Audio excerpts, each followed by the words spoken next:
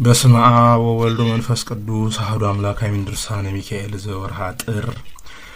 አንድነት በሶስትነት ሳይከፋፈል፣ ሶስትነት በአንድነት ሳይጠቃለል፣ በአንድነት በሶስትነት ለዘላለም ጸንታ የምትኖር አንድ አምላክ የምትሆን አብ ወልድ መንፈስ ቅዱስ ሆይ የእልፍ አላፋት ሰማያውያን ሰራዊተ መላእክት አለቃ ክቡርና ቅዱስ የሚሆን የቅዱስ ሚካኤል ድርሳንና የትሩፋቱን ነገር እናገር ዘንድ እርዳኝ። በጥር 12 የመላእክት አለቃ የቅዱስ ሚካኤልን በዓሉ በሚከበርበት ዕለት የሚነበብ የሚጸለይ ይህ ነው። ጸሎቱና በረከቱ ከሁላችን ጋር ይሁን ለዘላለሙ አሜን። እናንተ የተሰበሰባችሁ ከሌሎች የመላእክት አለቆች ሁሉ ይልቅ የበላይ የሚሆን የቅዱስ ሚካኤል ክብሩን ገናነቱን ታውቁ ዘንድ ልቦናችሁን ከንዋ በሐኬት አንቅታችሁ ልትሰሙት ይገባል። ለፍጥረተ መላእክት ሁሉ አለቃ አላቸው። ለሱ ግን ከምክንያቶች ሁሉ በአንድ ወገን እንኳን እንከን የሌለበት በአካል ሶስት ሲሆን በባህሪ በህልውና በስልጣን በመለኮት አንድ የሚሆን ከብቻው ከእግዚአብሔር በቀር አለቃ የለውም። መላእክት ሁሉም ፍጡራን ናቸው። ተፈጥሯቸውም ከነፋስና ከእሳት ነው። ይኸውም የነፋስና የእሳት ጠባዮች ናቸው። የመሬታውያን ግን ጠባያቸው አራት ሲሆን እነዚህም ነፋስ፣ እሳት፣ ውሃ፣ መሬት ናቸው። መላእክት ግን ስጋ ያለበሱ ረቂቃን በመሆናቸው ሞት፣ ድካም እንደ ሰው ለመጋባት አንድ መሆን የለባቸውም። በሚዋለዱ ገንዘብ ይዋለዱ ዘንድ ልማደ ሰብ የላቸውም። የሴትና የወንድ ጠባይ የላቸውም። ነገር ግን ፈጽመው ብዙ ናቸው። ብዛታቸውም ዓለም ከተፈጠረ ጀምሮ እስከ ዓለም ፍጻሜ ድረስ የሚወርደው ነጠብጣበ ዝናብ እያንዳንዱ ቢቆጠር ለግዛቱ ወሰን የሌለው በህሊናት ሁሉ ላይ የሰለጠነ የእግዚአብሔር ንዑዳን ክቡራን የሚሆኑ መላእክተኞች እንደዚሁ ይበዛሉ። ለአዳም ልጆችና ለከዋክብትም በየወገናቸው የሚጠብቋቸው የታዘዙ መላእክት አሏቸው። ካደሩበት ወደሚውሉበት ከዋሉበት ወደሚያድሩበት እየተንከባከቡ ይመሯቸዋል። ለአራዊትም እንስሳትም ለወፎችም በባህር ውስጥ ለሚኖሩ አሳዎችም በደመ ነፍስ ሕያው ሆኖ ለሚኖር ፍጥረትም ሁሉ ለእያንዳንዳቸው ከልዑል እግዚአብሔር የታዘዘ ጠባቂ መልአክ አላቸው። ንዑዳን ክቡራን የሚሆኑ መላእክተ ብርሃን ግን የብርሃንን ልጆች ይጠብቋቸዋል። ውሉደ ብርሃንም የተባሉ ክርስቲያኖች ናቸው። ከነሱም ጋራ ያሉ የእግዚአብሔር ወገኖች እስራኤላውያን ናቸው። እነዚህም የዘላለምን ሕይወት ይወርሱ ዘንድ ይጠብቋቸዋል። ለሁሉም የጽድቅ ምልክት አለባቸው። መላእክተ ጽልመትም በልዑል እግዚአብሔር ትእዛዝ ያልተጠመቁ ያላመኑ የጨለማ ልጆችን ጊዜያቸው ሳይደርስ ያለ ጊዜያቸው እንዳይሞቱ ይጠብቋቸዋል።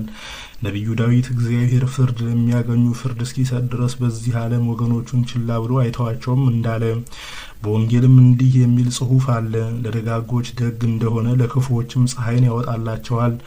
በዚህ ዓለም ላሉ ስጋዊ ደማዊ ለሚሆኑ ፍጥረታት ሁሉ በትክክል ዝናምን ያዘንምላቸዋል። በሚመጣው ዓለም ግን በእውነት ለዘላለሙ ክብር ምስጋና የባህሪው የሚሆን እሱ ለሁሉም እንደ ስራው ዋጋውን ይከፍለዋል። የቤተ ክርስቲያን ልጆች ሆይ ያልተጠመቁ በድንቁርና ያሉ አህዛብን መላእክተ ጽልመት እንዲጠብቋቸው ስሙ። አራዊትንም እንስሳትንም አዋፍንም በባህር ውስጥ የሚኖሩ አሳዎችንም በደመ ነፍስ ሕያው ሆኖ የሚንቀሳቀሰውንም ሁሉ እንዲጠብቁት ወቁ። የሳጥናኤል ሰራዊት አጋንንት ሰይጣናት ረቂቅነት ያላቸው ከደመና በላይ የሚኖሩ ሰውን የሚያስቱ ርጉማን የተረገሙ በሰው ልቡና ውስጥ ገብተው ተንኮልን የሚያስተምሩ ኃጢአትን የሚያሰሩ እሊህ ሰይጣን ሰራዊት ነፍስና ስጋ ያላቸው አይምሰላችሁ። እነሱስ ከአለቃቸው ከዲያብሎስ ጋር አስቀድሞ ሳይበድሉ በፊት ተፈጥሯቸው እንደ መላእክተ ብርሃን ከእሳትና ከነፋስ ነበር። ከበደሉ በኋላ ግን እንደ ጢስ ሆኑ። እውራንም ሆኑ። ንዑዳን ክቡራን በሚሆኑ ቅዱሳኑ ላይ አድሮ ከሚኖር ከጌትነቱ ብርሃን ተራቁተዋልና። ዳግመኛም ንጽህናን ቅድስናን ከያዙ ከተቀበሉ በኋላ ርኩሳን ድል የተነሱ ሆኑ። ሶስተኛም አእምሮ ከተሰጣቸው በኋላ ሰነፎች ሆነዋልና። ስለዚህ ንስሐ ገብተው ወደ ፈጣሪያቸው የሚመለሱ ዘንድ መመለስ አይቻላቸውም። ነገር ግን በፍርድ ቀን አእምሮ ተሰጥቷቸው የማይረባ የማይጠቅም ንስሐ ቢገቡም ለሰይጣንና ለሰራዊቱም ሁሉ ወደ ተዘጋጀው የስቃይ ቦታ ከመግባት አይድኑም። ለነሱም ሰውን ከማሳት በስተቀር ምን ስልጣን የላቸውም። ከእግዚአብሔርም ማን ይጠብቁ ዘንድ አይልካቸውም። ሰውንም ቢሆን እንስሳትንም ቢሆን እነሱስ የሚያሳስቱ የሚያወናብዱ እግዚአብሔርን የሚጠሉ እሱም የሚጠላቸው የእውነት ጠላቶች ናቸው እንጂ። ዳሩ ግን በባህርና በየብስ የሚኖሩ ስጋን የለበሱ አጋንንት አሉ። እነሱም እንደ ሰው ያገባሉ፣ ይጋባሉ፣ ይወልዳሉ፣ ይዋለዳሉ። ስለዚህም ይሞታሉ። መልካቸውም እንደ ሰው የሆነ አሉ። እባቦችን የሚመስሉ አሉ። ልዩ ልዩ መልክ ያላቸው አሉ። እነዚህ ግን ማንን አያስቱም። ያሳምማሉ፣ ደዌም ይሆናሉ እንጂ አይገድሉም። ከነሱም ነቀጥቃጥ ተስቦ የሚሆን አለ፣ ፈንጣጣ፣ ኩፍኝ፣ ጉድፍ የሚሆን አለ። ሌላም ብዙ ልዩ የሚሆን ደዌነት ያላቸው አሉ። ያለ እነሱ በቀር በዚህ ዓለም ሌላ ደዌ የሚሆን በሽታ የለም። ነገር ግን ከልዑል እግዚአብሔር ትእዛዝና ፈቃድ እንዲሁም የነፍስ ጠባቂዎች መላእክት ካልተጨመሩ በስተቀር ነፍስን ከስጋ መለየት አይቻላቸውም። መልእክተኞችም አንዱ ብርሃናዊ የቀኝ አንዱ ጽልመታዊ የግራ ናቸው። ይኸውም ጽልመታዊ ጠባቂ መልአክ የሚያስት አይደለም፣ ከዲያብሎስም ሰራዊት ወገን አይደለም፣ ከሰራዊተ ጽልመት ወገን ነው እንጂ። የእግዚአብሔር መልእክተኞች ግን ኃይለኞች፣ ጽኑዓን፣ ቁጧን፣ ምሕረት፣ ይቅርታ የሌላቸው እግዚአብሔር ወደ ወደደበት የሚልካቸው አጥፉ ያላቸውን የሚያጠፉ ለጥፋት የተዘጋጁ ናቸው። እሊህም ዝሙትን፣ ዘፈንን ስላበዙ ከያፌት ልጆች ወገን በአንድ ቀን 80,000 የገደሉና በኋላም ዘመን ይህን ዓለም ለማጥፋት የሚመጡ እስክንድር ንጉሥ የዘጋባቸው ጎግ ማጎግ የሚባሉ አገራቸውን የወረሱባቸው ናቸው። በእነዚያም ወራቶች በሽታ፣ ችግር፣ መጨነቅ፣ መዓት ይበዛል። ሰው ሞትን ቢሻ አያገኝም። ወደ ገደልም ቢወርድ ወደ ባህርም ቢሰጥም 5 ዘመናት እስኪፈጸሙ ድረስ መሞት አይቻለውም። ስለዚህ እነዚህም ዘመናት ከችግሩ ከበሽታውና ከጻሩ ብዛት የተነሳ በእነዚህ ዘመናት ያልነበሩ ሰዎች ንዑዳን ክቡራን ናቸው አለ እግዚአብሔር። ከሐሳዊ መሲህም በኋላ እንዲህ ይሆናል። ጌታችን ኢየሱስ ክርስቶስ ሰው የሆነበት የደህንነት ወር የሚሆን አስቀድሞ በመጋቢት 29 ቀን ዓለምን ለማዳን እንደመጣ እንዲሁ በሙታንምና በሕያዋን ለመፍረድ በዕለተ እሑድ ይመጣል። ወደ ቀደመ ነገራችን እንመለስና የኃጥአንን ነፍሳት የሚያዳፏቸው ለፈጣሪያቸው የሚቀኑ እሊህ ጸሊማን መላእክት ናቸው። ግርማቸውም ሞት ነው። እሊህም ከነግህ እስከ 3 ሰዓት 7,000 ከዳዊት ሰራዊት 13,000 ከሰናክሬም ሰራዊት የገደሉ ናቸው። እንደዚሁም ሁሉ ጌታችን ወደ ወደደበት መዓት ወደ ታዘዘበት ቦታ ይልካቸዋል። ስለዚህም ጴጥሮስም ጌታው እንዲህ አለው፣ 12ቱ ነገድ ከሌጊዮን ሰራዊት ወገን ዛሬ ይልክልኝ ዘንድ የባህሪ አባቴን መማለድ የማይቻለኝ ይመስልሃልን? አለው። ስለ ክፋታቸው በሌጊዮን ይመሰላሉ። ሌጊዮን ርኩስ መንፈስ ነውና። 12ቱ ሰራዊተ ጽልመት በአዳም ልጆች ልክ 12 ነገድ ናቸው። መላእክተ ብርሃን ግን 99 ነገር ናቸው። እነዚህም ለበጎ ነገር እንጂ ለማጥፋት ለመግደል ወደ ማንም ቢሆን አይላኩም። ደጋጎች ቅዱሳን አገልጋዮች ናቸውና በእኛ ዘንድ ካህናት ከሕጋቸው ከስልጣናቸው እንዳይሻሩ መግደል እንዳይገባቸው እነሱም በጎ ስራ ሰርተው የዘላለምን ሕይወት መንግስተ ሰማያትን ይወርሱ ዘንድ ወዳላቸው ሰዎች ለይቅርታና ለሰላም ይላካሉ እንጂ ለሕዝባውያን ግን ሞት የሚገባቸውን በፍርድ ይሰሩ ይቀጡ ዘንድ ከልዑል እግዚአብሔር ስልጣን ተሰጥቷቸዋል። እንደዚሁም ሁሉ መላእክተ ጽልመት ይሙት በቃ የተፈረደበትን ይገድላሉ። መላእክተ ብርሃን ግን ማንንም አይገድሉም። መላእክተ ብርሃን ንዑዳን ክቡራን ታማኝ አገልጋዮች ስለሆኑ ቅዱስ ቅዱስ ቅዱስ ቅዱስ እግዚአብሔር አሸናፊ የምትሆን የኃያላን ጌታ ጌትነት በሰማይና በምድር የመላ ነው እያሉ የምስጋና መስዋዕትን ያቀርባሉ።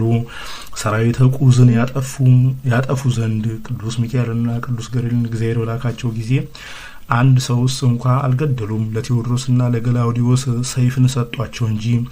እንደዚህም ሁሉ ንዑዳን ክቡራን የሚሆኑ ቅዱሳን መላእክትና መላእክተ ብርሃንም በማን ላይ ጥፋትን አያመጡም።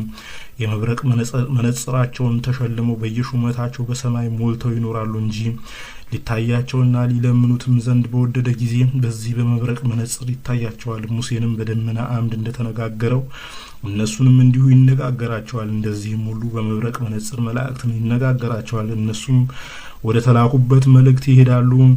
እሳት ከውሃ ጋር በተገናኘ ጊዜ ፈጥኖ እንዲጠፋ ከግርማው የተነሳ እንዳይጠፉ ያለዚያ መነጽር በስተቀር ተገልጾ አይታያቸውም፣ አይነጋገራቸውም። እንደዚሁም ሁሉ ፍጡራን መላእክት ፈጣሪያቸው እግዚአብሔርን ተገልጾ ያዩት ዘንድ አይቻላቸውም። መላእክተ ብርሃን ተፈጥሯቸው ከእሳት ነው። ለነደ እሳት ምንቱ ተብሎ እንደተጻፈ ሁሉም ከእሳት ባህሪ የተፈጠሩ ናቸው። እነሱም እሳት ናቸው። መነጽራቸው መብረቅ ነው። ያለዚያ የመብረቅ መነጽር በስተቀር ለመላእክት መለኮቱ የማይገለጽላቸው ከቶ እንደምነው ፍለጋውን ያለማግኘት በቀር ይህን አስጨናቂ ነገር ለመመራመር አንድፈር። ዳዊት መጋረጃውን መሰወሪያውን ጨለማ አደረገ እንዳለ ባህሪ መለኮቱን እመራመራለሁ ማለት በእውነት ጨለማ ነውና በሱ ማመን ግን ለዘላለም የሕይወት ብርሃን ነው። ለመላእክተ ጽልመት ግን መነጽር የላቸውም። የጌታችንን ትእዛዝ ሁሉ መላእክተ ብርሃን ይነግሯቸውና ወደ ተላኩበት ይሄዳሉ እንጂ ለመላእክተ ብርሃንም ለመላእክተ ጽልመትም አለቃቸው የመላእክት አለቃ ቅዱስ ሚካኤል ነው። ነገር ግን የመላእክት አለቆች ትክክል ናቸው። እነዚህም ንዑዳን ክቡራን የሚሆኑ ሚካኤልና ገብርኤል፣ ሩፋኤልና አፍኒን፣ ራጉኤልም፣ ኡራኤልም፣ ሳቆኤልም፣ ሰባቱ ሊቃናት የተባሉ ኃይላትም የሚባሉ እሊህ ናቸው። እሊህም በሹመትና በሰራዊት ትክክል ናቸው። የቀደመውን ሃይማኖት በመሻር ከሌሎች ሊቃነ ጳጳሳት ከመለየቱና ሃይማኖትን ከመለወጡ በፊት በጴጥሮስ ወንበር የተሾመ የሮም ሊቀ ጳጳስ ይበልጥ እንደነበር እንዲሁም ቅዱስ ሚካኤል በክብር ይበልጣቸዋል። ንዑድ ክቡር ለሚሆን ለሚካኤልም ከክብሩ ገናናነት የተነሳ አምላክን እንደወለደች እንደመቤታችን እስከ ምጽአት ድረስ በየወሩ በዓል ተሰራለት። ምጽዋት በመስጠት ጸሎት በመጸለይ በምስጋና የመላእክት አለቃ ስለሚሆን ስለ ቅዱስ ሚካኤል ስም በጎ ስራ የሰራ ሁሉ ቅዱስ ሚካኤል ረዳት ጠባቂ ሆነዋል። በዚህ ዓለም ከክፉ ነገር ሁሉ ይጠብቀዋል። በሚመጣውም ዓለም ከገሃነም ያድነዋል። በሞተም ጊዜ ነፍሱን በክንፉ አቅፎ ይይዛታል። ባህረ እሳትንም ያሻግራታል።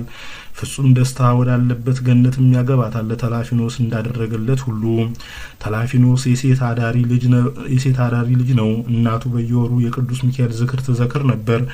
ፈጽሞ ባለ ጸጋ የሆነ አንድ ሹም ነበር። ከዕለታት አንድ ቀን በእርሻው መካከል ተቀምጦ አዝመራውን ሲያጭድ 1 ዓመት የሆነውን ብላቴና ልጇን ተላፊኖስን አዝላ መጣች። ከዚያም በሹሙ አዝመራ ውስጥ ቃርሚያ ትቃርም ጀመረች። በመሸም ጊዜ ያክፉ ሹም ከቃረምሽው ከፍለሽ የሚደርሰኝን ድርሻዬን ስጪኝ አላት። እሷም ጌታዬ ዘንልን ይራራልኝ እንጂ አትውሰድብኝ፣ አትቀማኝ፣ ደሃ ነኝና ቤት የሚሰራ ዘር የሚዘራ ረዳት ባል ወይም ገንዘብ የለኝምና የሚካኤልን በዓል ደርሶብኛልና ከሕፃንነት ጀምሮ ንዑድ ክቡር የሚሆን የመላእክት አለቃ የቅዱስ ሚካኤልን የበዓሉን መታሰቢያ እስካሁን ድረስ ከቶ አስታጉዬ አላውቅም አለችው። ያም መኮንን ደሃ ብትሆኝስ የመላእክት አለቃ የቅዱስ ሚካኤልን በዓል መታሰቢያ ባላደረግሽም ነበር። ይልቁንስ ድርሻዬን ስጪኝና ድርሻሽን ውሰጂ አላትና ድርሻውን ሰጥታው ሄደች። በነጋታውም ትቃርም ዘንድ መጥታ ብላቴናውን ከባለጸጋው አጠገብ አስቀምጣው ልትቃርም ሄደች። ብዙ ሰዎች በቀኙና በግራው ተሰልፈው ያጭዱ ነበር። ያም ባለጸጋ ከተላፊኖስ ጋር በእርሻው መካከል ተቀምጦ ሳለ ሚካኤልና ገብርኤል በሰው አምሳል ተገልጸው ታዩት። ሰላምታ ከሰጡት በኋላ ይህ የማን ነው ልጅ ቢሉት የአንዲት ደሃ ሴት ልጅ ነው አላቸው። ይህ ሕፃን እናቱን ስለገፋሃት በእግዚአብሔር ትእዛዝ ቤትህን ንብረትህን ይወርስሃል፣ በሱ ዘንድ ፊት አይቶ ማድላት የለበትምና አሉት። ይህንንም ከተናገሩ በኋላ ከፊቱ ተሰወሩ። እሱ ግን ከምቀኝነቱ የተነሳ አእምሮን ያጣ ሆነ። እናቱን ተጣርቶ ይህን ብላቴና አሳድገው ዘንድ ስጪኝ አላት። እሷም ከሚካኤልና ከገብርኤል ጋር አደራው ላንተ ነው ብላ ሰጠችው። እሱም ብላቴናውን ወስዶ በሳጥን ቆልፎ ከባህር ውስጥ ጣለው። አንድ አሳ የሚያጠምድ ሰው ከባህር ውስጥ አግኝቶት ወደ ቤቱ ወሰደውና በዚያ ሀገር አደገ። ሕፃኑም 12 ዓመት በሆነው ጊዜ ያ ባለጸጋ ሰው በእንግድነት ወደዚያ ሀገር ሄዶ ሳለ ስሙን ተላፊኖስ ብሎ ሲጠሩት ሰማ። ያም መኮንን ይህ ተላፊኖስ ማለት ትርጓሜው ምንድን ነው ብሎ ቢጠይቃቸው ከውሃ ውስጥ በሳጥን የተገኘ ማለት ነው አሉት። በምን ጊዜ በማንኛውስ ወንዝ አገኛችሁት አላቸው። ዘመኑ 12 ዓመት ይሆናል አሉት። እሱም እስኪ ሳጥኑን አሳዩኝ አላቸው። ያን ሳጥን አሳዩት። መኮንኑም የእሱ ሳጥን እንደሆነ አውቆ ብላቴናው ከወጥመዱ ስለአመለጠና ከሞት ስለተረፈ ጥርሱን አፋጨ። ይህን ባሪያ በዋጋ ሽጡልኝ አላቸው። አንሰጥህም፣ በሚስቶቻችን ጡት አድጓልና ልጃችንን መሸጥ ይሆንብናል አሉት። ወርቅ ብርና ሌላም የ10 ግመል ጭነት ልብስ ጨምሬ እሰጣችኋለሁ አላቸው። እነሱም ተስማምተው ዋጋቸውን ተቀብለው ተላፊኖስን አሳልፈው ሰጡት። ከዚህም በኋላ መኮንኑ ይህችን ወረቀት ይዞ የመጣውን ሰው ሳታውሉ ሳታሳድሩ እንደደረሰ በሰይፍ አንገቱን ቁረጡት የሚል ደብዳቤ ጽፎ ይህን ወረቀት ለሚስቴ ስጥና ሰው በተሰበሰበበት አደባባይ ያንብቧት ብሎ ላከው። 2 መንገድ መሪዎች ጨምሮ ለተላፊኖስ ሰጠውና ይሁዳ ጌታን በመሳም እንዳስያዘው በሽንገላና በተንኮል ራሱን ሳመው። ተላፊኖስም በጉዞ ላይ ሳለ የመላእክት አለቃ ቅዱስ ሚካኤል በመንገድ አገኘውና ያስከውን ደብዳቤ ያሳየኝ፣ እግዚአብሔር ወደ አንተ ልኮኛልና አለው። ተላፊኖስም ጌታዬ አላዘዘኝም፣ የላከኝን ትእዛዝ እተላለፋለሁን አላሳይህም አለው። የመላእክት አለቃ ቅዱስ ሚካኤልም መግለጡስ አትግለጥ፣ እንደተጠቀለለ አሳየኝ እንጂ አለው። ተላፊኖስም ለቅዱስ ሚካኤል ባሳየው ጊዜ ሚካኤል 3 ጊዜ እፍ ቢልበት የሞቱን መልእክት ወደ ሕይወት መልእክት ለውጦ ሰጠው። ከዚህም በኋላ ወደ ሰማይ አረገ። ተላፊኖስም ያችን ወረቀት አድርሶ ለመኮንኑ ሚስት ሰጣትና ሕዝቡ በተሰበሰበበት ጉባኤ ፊት ተነበበች። የደብዳቤውም ቃል እኔ መኮንን ገሌ ይህን ዓለም ንቄ ተውኩ፣ ሹመቴንም ገንዘቤንም ለልጄ ለተላፊኖስ አውርሻለሁ። ልጄን እገሊትን ያግባ፣ በወንበሬም ማስቀምጡት፣ በራሱ የወርቅ ዘውድ ድፉለት፣ በዝርግፍ ወርቅ ሸልሙት፣ በነጋሪት ድምፅ ዝፈኑ። ይህን ትእዛዝ ያልተቀበለ ለአንገቱ ሰይፍ ይዋሰው የሚል ነበር። በደብዳቤውም ውስጥ ከሚስቱና ከሌሎችም ባለሟሎቹ ጋር የሚታወቁባት ልዩ ምልክት ተገኘች። ደብዳቤዋ በተነበበች ጊዜ መኮንኑ ሚስት ተላፊኖስን እየመሩ የመጡ የባሏን 2ቱን አሽከሮች ጌታዬ በእውነት ላከን አለቻቸው። እነሱም ደብዳቤ ሰጥቶ ራሱን ሲስመው አይተናል፣ ሀገሩም ሰዎች ገንዘቡን ሁሉ ሲዘራ ተመልክተናል አሏት። ሚስቱም ይህን ነገር በሰማች ጊዜ አለቀሰች፣ የራሷንም ጠጉር ቆረጠች፣ ለራሷ ላይ አመድ ትቢያ ነሰነሰች፣ ማቅም ለበሰች፣ መበለትም ሆና ኖረች። የሀገሩ ሰዎች ግን በነጋሪት ድምፅ እያወኩ እየዘፈኑ ተላፊኖስን አነገሱት፣ ሾሙት። የመኮንኑም ልጅ አጋቡት። ውሃውን ለውጦ የወይን ጠጅ ያደረገ ጌታ የአብ የቃል ኪዳኑ መልእክተኛ በሚሆን በመላእክት አለቃ በቅዱስ ሚካኤል ቃል የሞቱን መልእክት ወደ ሕይወት መልእክት ለውጦታልና። ተላፊኖስም አዋቂ ሰው ቸር ሆነ፣ ለሁሉ በጎ ስራን ሰራ። በግዞት ያሉትን የተማረኩትን ሁሉ ነፃ ወጣ። የመላእክት አለቃ ቅዱስ ሚካኤልም ተላፊኖስን በህልም እንዲህ ሲል ታየው። ልዑል እግዚአብሔር ኃይሉን የሚገልጽብኝ ተፈጥሯቸው ከሰዓት የሚሆን የሰራዊት መላእክት አለቃ የምሆን ከህፃንነት ጀምሮ እስከዛሬ ድረስ የጠበቅኩህ ስለ እናትህም ቃል ኪዳን ከብዙ መከራና ሞት ያዳንኩህ እኔ ሚካኤል ነኝ አለው። ቀጥሎም በየጊዜው ያገኘውን ነገር ነገረው። ዛሬም ትንቢት በተነገረልህ ጊዜ ያንን መኮንን በታየሁበት በተነጋገርኩበት እርሻ መካከል በእኔ ስም ቤተ ክርስቲያን ስራ፣ ያም ጎስቋላ ሹም ከጥቂት ዘመን በኋላ ወደ አንተ ይመጣልና የቤተ ክርስቲያኑን ቅጽረ ግቢ ጠባቂ አድርገው፣ ያችንም እርሻ ለቤተ ክርስቲያን መባዓ መገበሪያ ይሆን ዘንድ ስጥ አለው። እሱም ለመባዓ ለመገበሪያ ይሁን ብሎ ሰጠው። ያም መኮንን ከጥቂት ዘመን በኋላ ተመልሶ መጣ። የቤተ ክርስቲያንና የእርሻው ጠባቂ አደረገው። ባለ ዘመን ሁሉ ከዚያ ከቤተ ክርስቲያን ለሚወጣና ለሚገባ ኃጢአቱን እየተናዘዘ ኖረ።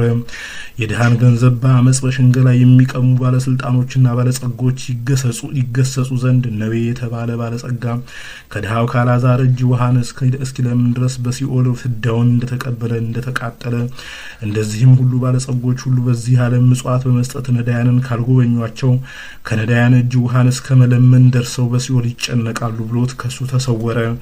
ከዚህ በኋላ ተላፊኖስ የመላእክት አለቃ ቅዱስ ሚካኤል እንዳዘዘው አደረገ። ቤተ ክርስቲያንም በቅዱስ ሚካኤል ስም አሳንጾ በፍጹም ክብር አከበራት። ያም መኮንን የተላፊኖስን ትእዛዝ ተቀብሎ የመላእክት አለቃ የቅዱስ ሚካኤል ቤተ ክርስቲያን አገልጋይ ሆነ። ባለ ዘመኑ ሁሉ በድህነት ተይዞ የቅዱስ ሚካኤል እርሻ አዝመራ ሲጠብቅ ኖረ። ተላፊኖስም ምጽዋት በመመጽወት ጸሎት በመጸለይ በጎ ስራ እየሰራ ብዙ ዘመን ከኖረ በኋላ በበጎ እረፍት አረፈ። ለዘላለሙ የማታልፍ መንግስተ ሰማያትንም ወረሰ። ልመናው፣ አማላጅነቱ፣ በረከቱ ከአንባቢው ከኔ ከምትሰሙት ከናንተም ከጸሐፊውም ከሚያጽፈውም ጋራ አድሮብን ይኑር ለዘላለሙ ይጠብቀን አሜን። በእውነት ለተላፊኖስ ከፍተኛ እርዳታ ያደረገለት የመላእክት አለቃ ቅዱስ ሚካኤል ይህ ነው። በቸርነቱ ላይ ለሰው ታዛዥ ነውና ዲያብሎስ ከወደቀና ከተዋረደ በኋላ ሚካኤል ተሾመ የሚሉ አሉ። ነገር ግን እንደዚህ አይደለም። ዲያብሎስ ሳይወድቅና ሳይዋረድ አስቀድሞ የመላእክት አለቃ ቅዱስ ሚካኤል ሹም ነበር እንጂ 7ቱ የመላእክት አለቆችም ከሰራዊቶቻቸው ጋር እንደዚህ ይኖራሉ ለሁለቱ። ነገር ግን አለቃ የላቸውም። የእነዚህም ሱራፌልና ኪሩቤል ናቸው። አለቃቸው ፈጣሪያቸው እግዚአብሔር ነውና ከሳኦል አስቀድሞ ብቻውን ነግሶ እንደነበር ከሳኦል በኋላ ግን እግዚአብሔር ሳሙኤልን ጠርቶ ወገኖች እስራኤል ንቀውኛልና ንጉሥ አንግስላቸው፣ የዚህንም ንጉሥ አስተዳደሩንና ፍርዱን አስታውቀኒ ንጹሃ ባህሪ ነኝና አለው። ስለዚህ ክብር ለማግኘት ይህን ነገር ለሰው ይለምኑ ዘንድ አይሹም። ይህን አድርግልኝ ብለው ከእግዚአብሔር ዘንድ ሊለምኑ ምን አይቻላቸውም። የሚሆነውንና የማይሆነውን አያውቁምና አቤቱ የሚሻለንን የሚበጀንን አንተ አድርግልን እያሉ መንግስቱን ጽድቁን ይሻሉ እንጂ። ዛሬም 7ቱ ሊቃናት ከሰራዊታቸው ጋር አሉ። ለሁለቱ ነገድ ግን አለቃ የላቸውም 9ኛ ነገድ ማዕረግ ሆነዋልና። ጴጥሮስም ጌታው የአንዱ መልአክ ማዕረግ በሰማይና በምድር መካከል የመላ ነው ብሎ እንደነገረው ተፈጥሯቸውንም ሊያዩ በወደዱ ጊዜ የሚያበራ እንደ ብርሌ የጠራ ባህርን ያያሉ። መልካቸውንም አይተው የሁሉ አባት የሚሆን መላእክትን የፈጠረ እግዚአብሔርን ያመሰግኑታል። አንዱ አለቃ ግን ከሰራዊቱ ጋር ወደቀ፣ ተዋረደ። ይኸውም ከመላእክት በማዕረግ 10ኛ ነገድ ነበር። ስለ እነሱ ፈንታ በሚመጣው ዓለም ጻድቃን በእነሱ ቦታ ገብተው ይቆጠራሉ። ስለዚህም ሰይጣን በሰው ልጅ ላይ ይቀናል። በቀናች በጸናች ሃይማኖት ጸንቶ ሰውነቱን ለመከራ ካልሰጠና ንስሐ ካልገባ በስተቀር የሚያቸንፈው የለም። እንግዲህ ትህትና ማለት ይህ ነው። ጆሮ ያለው ይስማ። ዲያብሎስ ለአዳም አልሰግድም ባለ ጊዜ ወደቀ፣ ተዋረደ የሚሉም አሉ። የቅዱስ ጊዮርጊስ ገድል በተጻፈበት መጽሐፍ ተጽፎ ይገኛል ብለው ይናገራሉና ጊዮርጊስ ግን እንዲህ አላለም። ራሱ መንፈስ ርኩስ ሰይጣን ለአዳም አልሰግድም ባልኩ ጊዜ አዋረደኝ፣ ጣለኝ አለ። ይኸውም ሐሰት ነው፣ ሐሰተኛ ሐሰት መገኛም ነውና እንዲህ አለ እንጂ ፈጣሪያችንስ ከስጋዩ አስቀድሞ ለፍጥረቱ ይሰግዱ ዘንድ መላእክትን አላዘዛቸውም። ከስጋዩ በኋላ ግን ፍጥረት ሁሉ ለእሱ ስጋ ሰገዱለት። ስጋ የባህሪ አምላክ ሆኖ በአብ ቀኝ ተቀምጧልና። አዳም የተፈጠረ አርብ ነው። ዲያብሎስ ግን አዳም ከመፈጠሩ በፊት አስቀድሞ ረቡዕ ቀን ወደቀ፣ ተዋረደ። እግዚአብሔር በመጀመሪያው ቀን እሑድ በሰማይንና ምድርን፣ ውሃንና መሬትን፣ ነፋስንና እሳትን፣ መላእክትን፣ ጨለማንና ብርሃናትን ፈጥሯልና። ሰኞም በዚህ ዓለም ሞልቶ የነበረውን ውሃ ከ3 ከፈለ። ነገር ግን መላእክትን ፈጥሮ አልፈጸመም። ጌታችን ኢየሱስ ክርስቶስ በወንጌል አባቴ እስከዛሬ ይፈጥራል ይሰራል፣ እኔም እንደሱ ፈጥራለሁ ሰራለሁ እንዳለ፣ ኦሪትም ፍጥረት ሁሉ በ6ኛው ቀን ተፈጸመ እንዳለች የሥራ ውጤቶች የምንሆን እኛም ያን ጊዜ ተፈጠርን። አቤቱ በእውነት ሁላችን አዳም በተፈጠረበት ቀን ተፈጠርን። አትክልት፣ አዝርዕት፣ ልምላሜም ሳርም ሁሉ ማክሰኞ ሲፈጠሩ፣ ፀሐይ፣ ጨረቃ፣ የሰማይ ከዋክብትም ደግሞ ረቡዕ ተፈጠሩ። ሰይጣን ዲያብሎስ ግን ብርሃናት አሸብርቀው የመልካቸውን ጸዳል ባየ ጊዜ ዙፋኔን በእነሱ ላይ ዘረጋለሁ፣ ልዑል እግዚአብሔርም እመሰግናለሁ በልዑል እግዚአብሔርም እመሰግናለሁ ስላለ በዚሁ በዕለተ ረቡዕ ወደቀ፣ ተዋረደ። እንደ ልዑል እግዚአብሔርም እመሰግናለሁ ስላለ በዚሁ በዕለተ ረቡዕ ወደቀ፣ ተዋረደ። በዕለተ ሐሙስም በደመ ነፍስ ሕያዋን ሆነው በባህር ውስጥ የሚንቀሳቀሱ ፍጥረቶችን ከምግባቸው ጋር ፈጠረ። አርብ ግን አዳምንና በክንፍ የሚበሩ በራሪ ፍጥረቶችን ፈጠረ። ከነዚህም የሚበሉ አሉ። በዕለተ ቀዳሚት ስራውን ፈጽሞ ከስራው ሁሉ አረፈ። ለዘላለሙ ክብር ጌትነት የባህሪ ገንዘቡ የሚሆን ለእሱ ምስጋና ይግባው፣ አሜን። እንግዲህ እናንተ የክርስቲያን ወገኖች የሆናችሁ ሁሉ በዚህ ዓለም በረከትን እንዲያድላችሁ በሚመጣውም ዓለም በክንፉ ባህረ እሳትን እኔንም እናንተንም ያሻግረን ዘንድ በየወሩ የቅዱስ ሚካኤልን በዓል አክብሩ፣ መታሰቢያውንም አድርጉ። ታምሪሁ ለቅዱስ ሚካኤል ሊቀ መላእክት ዘስዑል በነበልባል ወበነደ እሳት። ተፈጥሮ ከሚቃጠል ነደ እሳትና ነበልባል የሆነ የመላእክት አለቃ ቅዱስ ሚካኤል ያደረገው ተአምር ይህ ነው። ልመናው፣ በረከቱ፣ አማላጅነቱ የክርስቲያን ወገኖች የዚች ቦታ ቡቃያዎች ወጣንያን ከምንሆን ከወንጌል ልጆች አትክልቶች በደም ወልደ እግዚአብሔር በተቀባን ከሁላችን ጋር ይኑር፣ ከክፉ ዘመን መከራም ያድነን ለዘላለሙ አሜን። በአንዲት ሀገር ውስጥ አንድ ክርስቲያን ሰው እንደነበር ተነገረ። እግዚአብሔርንም ይፈራ ነበር፣ ትእዛዙንም ያከብር፣ ለበጎ ስራም ይተጋ ነበር። የመላእክት አለቃ ቅዱስ ሚካኤልን የሚወደውና በፍጹም ደስታ ደስ ብሎት ዝክሩን ይዘክር ነበር። ያም ክርስቲያን ሰው ሚስቱን፣ ልጆቹን፣ አሽከሮቹንና ቤተሰቡን የሚያስተዳድረው በእርሻ ስራ ከሚያገኘው ምርት ነው። እሱም አስቀድሞ በታላቅ ደስታ የቅዱስ ሚካኤል የበዓሉን መታሰቢያ እያደረገ ይኖር ነበር። ከዕለታት በአንዲቱ ዓመት በእርሻው ላይ የዘራው አዝመራ ያማረ የበጀ ሆነለት። ብዙ ስንዴ፣ ሌላም በየአይነቱ ብዙ የእህል ምርት አመረተ። ነገር ግን እንደ ቀድሞ ስራውን አልሰራም። የመላእክት አለቃ የቅዱስ ሚካኤልን የበዓሉን መታሰቢያ ዝክሩን ማድረግ ቸል አለ። የቀድሞ ስራውን ዘነጋው። በአዝመራው ሁሉ ውስጥ ትል ወጥቶ እጅግ ያማረ የበጀ አዝመራውን ሁሉ በልቶ አጠፋበት። ያን ጊዜ አሳብ ገባው፣ ታላቅ ድንጋጼ ማደረበት። የመላእክት አለቃ ቅዱስ ሚካኤልን የበዓሉን መታሰቢያ ስላስታጎለ ታላቅ መከራ ደርሶበታልና አዝመራውም ሁሉ ጠፍቷልና። ከዚህ በኋላ ተጸጽቶ የመላእክት አለቃ የቅዱስ ሚካኤልን የበዓሉን መታሰቢያ ዝክር በፍጹም ትጋት ከቀድሞ የበለጠ ማድረግ ጀመረ። ንስሐም ገባ። ባለ ዘመኑ ሁሉ በጎ ስራ መስራትን አላቃለለም፣ ችላም አላለም። እግዚአብሔርም የሚመጸውተውና የሚመገበውን አላሳጣውም። ፈጽሞ ይቅር ባይ ነውና የፍጹም ይቅርታ መልእክተኛ በሚሆን በቅዱስ ሚካኤል ጸሎት ንስሐውን ተቀበለው። ቅዱስ ሚካኤልም የቀድሞ ቸርነቱን አላጓደለበትም። ሁለተኛም የምድሩን ፍሬ ሁሉ አበዛለት። ተመልሶ እንደ ቀድሞ ሆነ። ማንኛውም የእህል ተባይ አልነካበትም። እግዚአብሔር ጸጋ አደረበት። የቅዱስ ሚካኤልን በረከት በቤቱ በእርሻው ወረደለት። በገዛውም ከብት ሁሉ የመላእክት አለቃ በሚሆን በቅዱስ ሚካኤል ልመናና ጸሎት ሀብቱ ከቀድሞ ፈጽሞ በዛለት። ያም ክርስቲያናዊ ሰው በጎ ስራን አብዝቶ በጎ ስራን አብዝቶ የዕለት ጉርስ የዓመት ልብስ ለሌላቸው ለነዳያን ለምስኪናን ምጽዋት መስጠት እጁን ዘረጋ። ለሰው ሁሉ ቸርነትን ርኅራኄን አደረገ።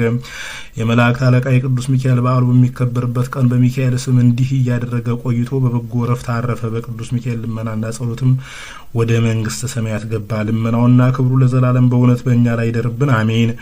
በስም በአካል ሶስት በባህሪ በህልውና አንድ አምላክ ብለን አምነን ጥር በ12 ቀን የመላእክት አለቃ የቅዱስ ሚካኤል በዓል መታሰቢያ እንዲከበር እንናገር።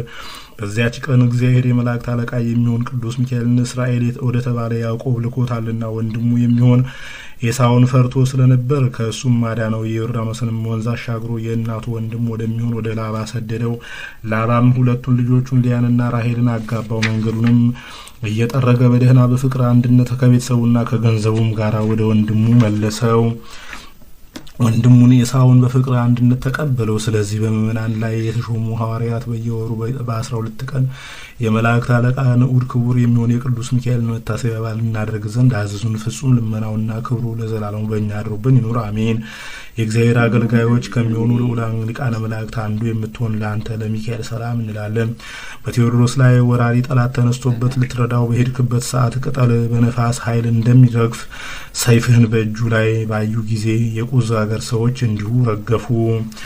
ቀስተ ኪዳንከ ጽኑ ዘይባልህም ከራእስክሙ አንተ ለትጓነ ሰማያት ቅዱስ ሚካኤል ድምፀ ስብሐት ከመንዚራ ሰደነ በአክናፊከ ውስተ ኤዶማዊት ደብተራ ሀበሃለኦ ኤልያስ ወእዝራ ሚካኤል መተንብል ካህን አርያም ሰሜት እስራኤል ዘምሮ ሳምርኡስ ወዘምርኡላን ልዑል ጊዜ ጸዋኩ ከቀረበኒ በምሕረት ወሳልሳለን ሚካኤል መልአከ ምክሩ ለልዑል ቅዱስ ሚካኤል ሆይ እኛ ባጎደለን ውዳሴህን ምስጋናህን ሞልተህ ተቀበልልን። ተላፊ ነው ስለ እንደረዳኸው እኛንም እርዳን። ከክፉ ነገር ሁሉ ጠብቀን፣ ኃይለ አጋንንትን አርቅልን። በቃል ኪዳንህ ጠብቀን፣ ሀገራችንን ባርክልን፣ ቤተሰቦቻችንን ጠብቅልን፣ ሀገራችንን ጽኑ ሰላም አድርግልን። በአማላጅነትህ ከመከራ ስጋ ከመከራ ነፍስ ሰውረን ዛሬም ዘወትርም ለዘላለሙ አሜን። አቤቱ አምላካችን ቅዱስ እግዚአብሔር ሆይ ሊቀ መላእክት የቅዱስ ሚካኤል ረድኤት በረከቱን ጣዕመ ፍቅሩን አሳድርብን። በዛሬው ዕለት የሚታሰቡት ቅዱሳን ሁሉ ረድኤት በረከትን ጣዕመ ፍቅራቸውን አሳድርብን። ከክፉ ነገር ሁሉ ጠብቀህ ለመንግስት የበቃን አድርገን። ቅዱሳን መላእክትን በጽርሐ አርያም፣ ጻድቃንን በገዳም፣ ሰማዕታትን በደም፣ ነቢያትና ሐዋርያትን በአጽናፈ ዓለም ያጸና አምላክ እኛንም በምግባር በሃይማኖት አጽናን፣ የጠፉትንም በቸርነት መልስልን። በዳግም ምጽአት መጠጊያ ለመንግስት የበቃን አድርገን። አቡነ ዘበሰማያት አባታችን ሆይ በሰማያት የምትኖር ስምህ ይቀደስ፣ መንግስትህም ትምጣ፣ ፈቃድህ በሰማይ እንደሆነች እንዲሁም በምድር ትሁን። የዕለት እንጀራችንን ስጠን ዛሬ፣ በደላችንንም ይቅር በለን እኛም የበደሉንን ይቅር እንደምንል። አቤቱ ወደ ፈተና አታግባን ከክፉ ሁሉ አድነን እንጂ መንግስት ያንተ ናትና ኃይል፣ ክብር፣ ምስጋና ለዘላለሙ አሜን። እመቤታችን ቅድስት ድንግል ማርያም ሆይ በመልአኩ በቅዱስ ገብርኤል ሰላምታ ሰላም እንልሻለን። በሐሳብሽ ድንግል ነሽ፣ በስጋሽም ድንግል ነሽ። አሸናፊ እግዚአብሔር እናት ሆይ ሰላምታ ላንቺ ይገባሻል። ከሴቶች ሁሉ ተለይተሽ አንቺ የተባረክሽ ነሽ፣ የማኅፀንሽን ፍሬ የተባረከ ነው። ጸጋን የተመላሽ ድንግል ሆይ ደስ ይበልሽ፣ ልዑል እግዚአብሔር ከአንቺ ጋር ነውና ከተወደደው ልጅሽ ከጌታችን ከመድኃኒታችን ከኢየሱስ ክርስቶስ ዘንድ ይቅርታና ምሕረትን ለምኝልን ኃጢአታችንን የሚያስተሰርይልን ዘንድ ለዘላለሙ አሜን። ክብር ምስጋና ይሁን አንድ አምላክ ለሚሆን ለአብ ለወልድ ለመንፈስ ቅዱስ ዛሬም ዘወትርም ለዘላለሙ አሜን።